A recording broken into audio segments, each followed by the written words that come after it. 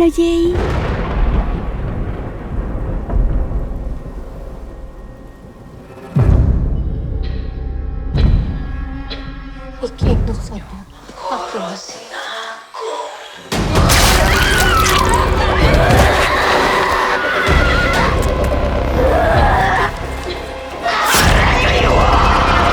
វាពិតមែនឬអត់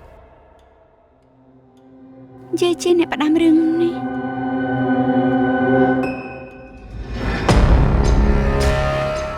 ចំការនេះជារបស់អ្នកណាពូ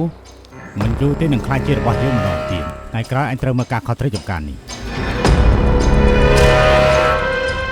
អាចូ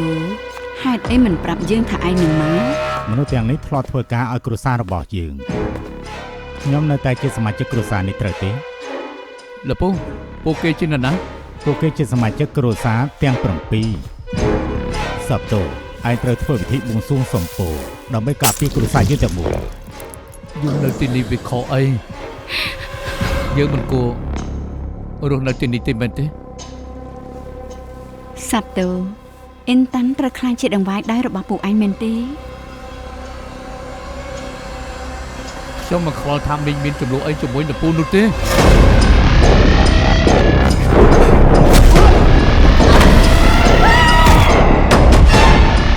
អ្នកណាបញ្ជូនឯងមកចេញទៅ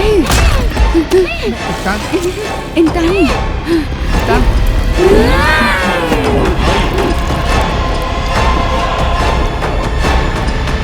តាន់